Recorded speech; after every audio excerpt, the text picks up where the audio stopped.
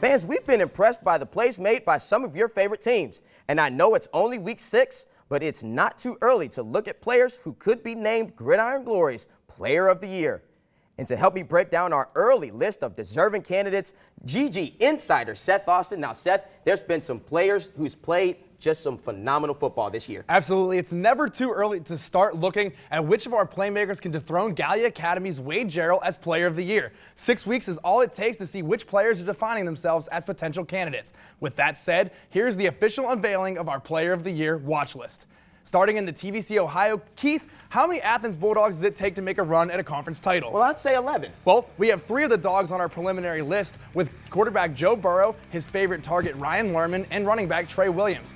Also from the Ohio is Meg's quarterback Caleb Sheets, who has the Marauders sitting at 4-2 on the season. In the Hawking, 2 of our candidates are featured in tonight's game of the week. Through 5 weeks, Southern Tyler Barton had 740 yards and 11 touchdowns. Wahama's Kane Roush had 10 rushing touchdowns and 2 punt returns for scores.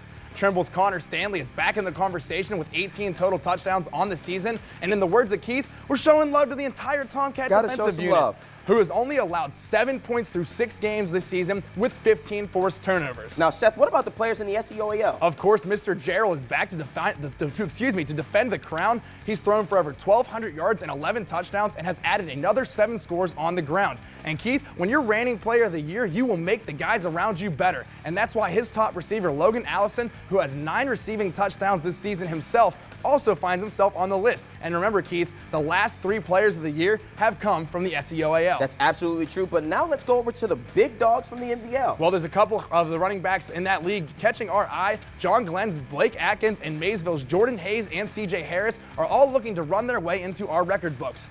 Philo quarterback Zach Sheridan has also been a primetime performer with 13 all-purpose touchdowns on the season. And in West Virginia, it's Williamstown's 3rd-year starting quarterback Jake Tracewell. Tracewell has 647 all-purpose yards on the year, looking to get the Jackets back into postseason play. So you've heard it from GG insider Seth Austin himself. So fans, now you need to use the hashtag #GoThe4Glory and let us know your favorite pick to win this year's Player of the Year. Thanks a lot, Seth.